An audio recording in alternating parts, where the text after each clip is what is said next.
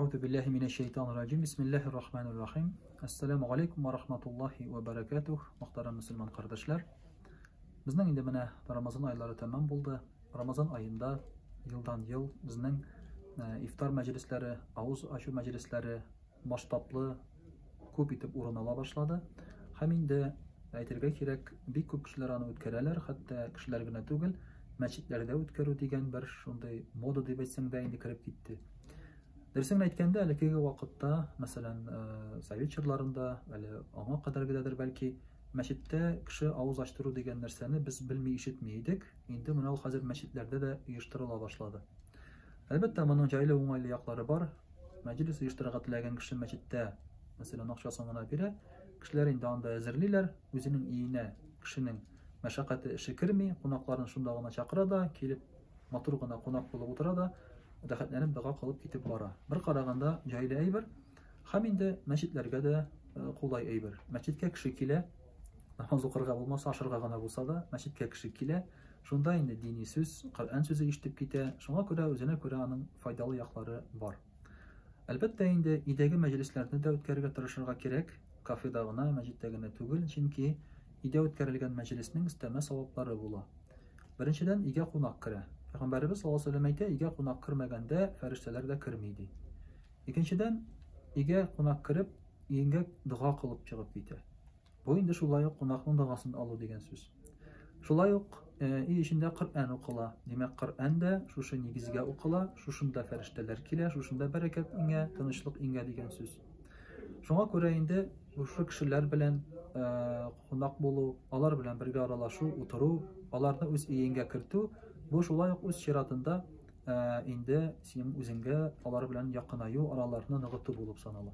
Shuning uchun da qo'noqlarni mana bu uyga da yerga unutmasqa kerak. Bizning ko'p uchraqda uyda mana shu ravishli endi yillar bo'yi qo'noq kelmagan chiroqlar bo'larga mumkin hozirgi zamonda. Endi majlislarni nechib o'tkazishga kerak? Majlislar albatta endi o'tkazila diniy negiz bilan, ya'ni bismillah aytib, Qur'on bilan boshlanadi. Chunki bunday majlislarda albatta farishtalar kela, ham bunday majlislarda Alloh so'zi siylangan chiroqda Alloh taolo o'zi shunda o'tirgan kishilarning gunohlarini kechira g'afu etadi. Ham shulay majlis bo'lg'achdan har bir majlisning da o'zining tartiblari bo'ladi. Majlisda albatta bularga tegish halal rizqlargina. Ya'ni dinimiz, shariatimiz bo'yicha, masalan, bizning Abu Hanifa mazhabi bo'yicha deb aytdik, ruxsat etilgan halal bo'lgan rizqlar bularga tegish. Endi ularning menyusi nindi, mana xo'ja o'zi qarayala albatta. Peygamberimiz sallallahu aleyhi ve sellem aytdi, taban hazırlaganda buruşqa kirib, o'zingizga og'irlik yetarlilik etib hazırlamagizdi. Bizda bitindi hozir tatarlarda o'zishib taban hazırlar degan narsa bor. Birsinden ko'rib chiqalar da, ikkinchisi da qo'ya boshlaydi. Shunga ko'ra hozir bizning istallarimizda yildan yil turli rizqlar istalar bor. Masalan, salatlar u bir necha turliga aylandi endi. Tovuq bir necha turli pishirilgan, qizdirib, bo'lay pishirilgan. Baliqlar shulay bir necha turlilar. Şulay etip bəlişlər, əllərini şetirliyə bizim indi taralıb getdi. Mənə şulay etip türlü rizqlar hazır Kubaya bara. Bunun səbəbi bir-birindən görüb uzuşub işləv. Көп очрaqda bu rizqlarının yartısı tugul 4-dən 1 də aşalmay. Көбісі istəldə şul keliş qalırğa mümkün. Hem indi ikinci məclis əzirləgən kişiyə bu ağırlıq tudura. Çünki kimdir görüb ala da, min bulay əzirləyə almayım, şuna görə indi qonaq çaqırıb durmayım, əzirləməyim deyib etirgə mümkün. Şuna göre de tabının şuşu baylığın çamalab özünün halinden kelgençe işlerge gerek. Şulay indi eğer fakir kişi ötkerem deyse, rizqlar көп türlü olsun deyip tırışmasın. Buldara olan kadarın işlesin de, ihlas kümülden konaklarını çakırsın. En mühimi indi anın çista kümülü niyeti.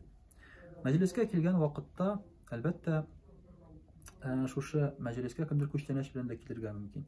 Bu kurkam gadet şulay yok. Kuşteneş bilen kelgen kişiye savabı da bula. Endi barakati da bo'la. Ham endi qo'noq kishining o'zine shu ko'chtanashin qo'yu degan g'adat bor.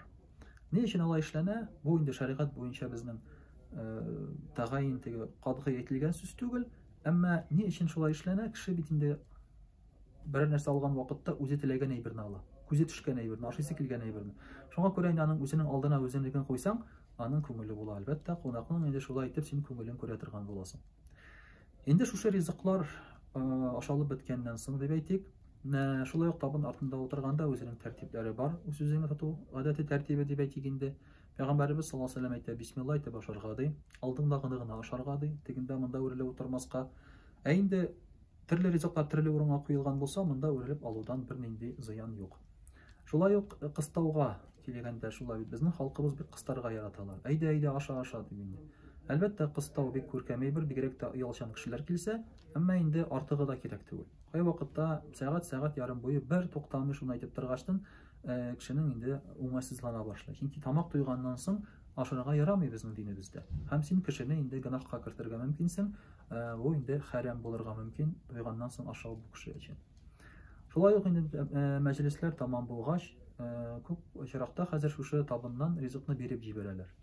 Хәзер инде бәлешләрне махсус пластмасс тәлинкәгә салып чыгаралар. Үзең белән алып чыгып китсен дип. Инде бу шулай ук күркәм гадәт, чөнки беренчедән килгән кешегә күңелле була, үзе белән күчтәнәчә алып кайтырга, икенчедән ризык күп калган очракта аны инде ашап бетереп булмый. Һәм шуңа күрә аны кая куярга белмиләр, ул инде ташланырга да мөмкин. Менә шуңа күрә болай эшләү инде шулай ук хәерле. Ләкин әгәр дә хуҗа сиңа үзе бирмәсә күчтәнәчләрне, һәм инде ул шушындай тәлинкәләргә куелмаса, шулай ук үзеңгә табыннан нәрсәнедер җыеп алып чыгып китү кирәкмәс. Бу тәртипсезлектә булыр. Һәм инде син белмисең, хуҗа бәлки синнән соң тагын берәр төркем кунаклар чакырырга мөмкин, китергә мөмкин. Ә син инде бөтен әйберләрен җыеп алып чыгарга, китергә мөмкинсең бу очракта. Шуңа күрә хуҗа үзе әйтмәсә, үзе бирмәсә, бу очракта инде алмау хәерлерәк. Алыйм әле моны дип, алып чыгып китим әле моны дип, алай итеп алмау хәерлерәк бу очракта. Чөнки андый очракларда бар. Без аны менә күрәбез, авызачы мәҗлесләрендә дә махсус сумкалар белән киләләр, кайбер апалар дип әйтик инде тиеп чыгып китәләр. Әлбәттә инде бу күренеш бик килешеп бетми аларга да, хуҗа алдында да. Инде шулай ук мәҗлескә килгәндә утыру тәртибе дә бар. Мәсәлән, мөселманнарда хатын-кызлар белән ирләрнең бер табында утыруы киңәш ителми. Бу инде гынах булып санала. Шуңа күрә дә утырган вакытта ирләр айрым табында, хатын-кызлар айрым табында. Әгәр дә инде ирләр белән хатын-кызларны җыярга туры килсә, айрым табын яки айрым бүлмәдә, я булмаса инде айрым көннәрне җыйсаң хәерлерәк.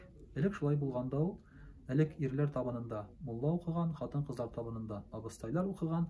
Менә шулай итеп инде үзләре үз темалары белән алар бүленеп шулай сөйләшә торган булганнар. Безнең бит ирләр белән хатыннарның сөйләшү темалары да, киенүләребез дә, үзебезнең тотышыбыз да аерылып тора. Шуңа күрә айрым булу хәерлерәк бу очракта.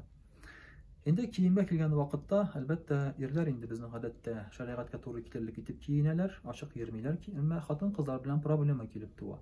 Күп очракта безнең хатын-кызларның итәкләре бик кыска була мәҗлестә. Кыска дигән сүз инде ул тубыктан истә булса, димәк кыска дигән сүз инде ул. Шулай ук куллары ачык була, муеннары ачык була, яулыклары да баш өстенә генә бәйләнгән яки чәчләре чыгарылып бәйләнгән була.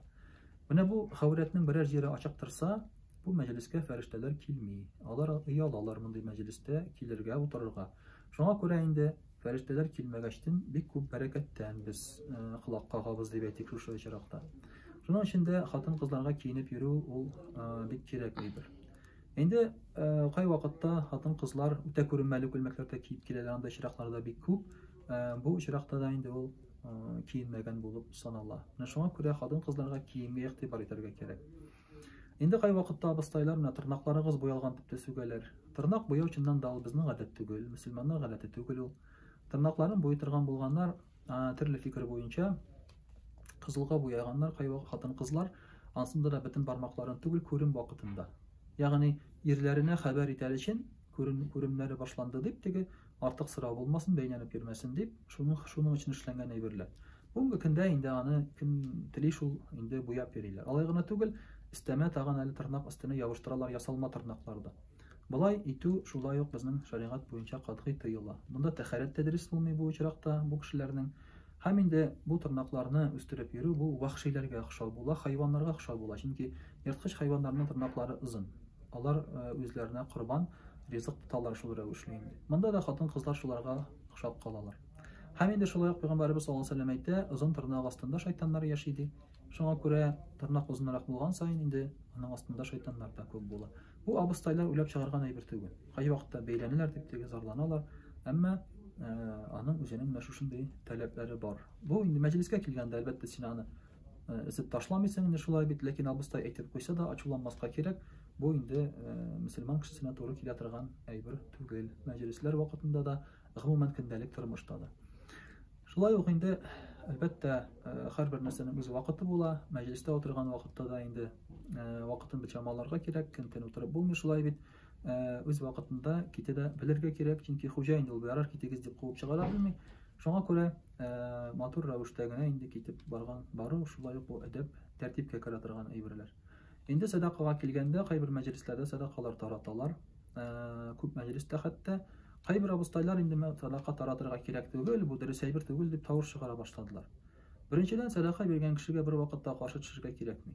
Кешенең күңелендә бар икән бирү теләге, ничек инде син аңа бирмә дип әйтә аласың. Килеп бер вакытта лишен тартып та алмассың ул кешеләрдән. Шуңа күрә үзләре бирәләр икән, аларга кирәк. Кайберәүләр тавыш чыгара, мин моңа мохтаҗ түгел дип. Мохтаҗ түгел икән тавышланма. Алда башка кешегә бүләк итеп бир. Яныңда утырадыр мохтаҗың, күршең бардыр мохтаҗ шулай бит. Юк икән мәчеткә алып барып бир шулай бит. Ләкин бу тавыш чыгара торган әйбер түгел бу. Садаканы теге бирмәгез дип. Кайбер урыннарда, мәсәлән, садакаларны инде тәлинкәләргә җыялар, бөтен кеше салып инде анасын яки хуҗага, яки мәчеткә, манда кемгә териләр, шуңа бирәләр. Бу да шәригатькә каршы килә торган әйбер түгел. Кулдан кулга теге таратып биргәнче, бу рәвешле итеп тә садакаларны бирергә була. Инде садака биргән вакытта күпме бирергә дигән сүз дә бар. Күпме түлиләр икән, күпме бирәләр икән. Әлбәттә, мөмкинчелеккә карап бирелә. Монда инде ине дә бүләк, дия дә бүләк дигән сүз бар. Ләкин ине дә бүләк бу фәкыйрьләр өчен. Ягъни фәкыйрь кеше әз дип бирергә уялмасын, чөнки аның мөмкинчелеге шулай. Ләкин бай кеше әз бирүдән уялсын. Чөнки бай кешенең мөмкинчелеге күбрәк, һәм шуңа күрә ул күбрәк бирсә, аңа савабы да күбрәк була һәм дөресрәк тә була бу садака. Менә шуңа күрә ине дә бүләк, дия дә бүләк дигән сүз, ине бүләк ул фәкыйрьләр өчен, ә менә дия бирергә тиеш аның байлары, аларга шундый бүләк була. Менә шулай итеп инде аның күләмнәре шундый дип әйтик. Ләкин әлбәттә сорап алмыйлар садаканы инде, кемдер бирми икән, бирми, монда инде аның үз эше дип әйтергә кирәк. Ләкин садака таратыла икән, шулай ук истәмә бәрәкәт, истәмә савап инде дага кылына, шулай ук шушы садакаларга дип әйтик. Менә инде кыскача гына безнең мәҗлесләребезнең тәртипләре шундый.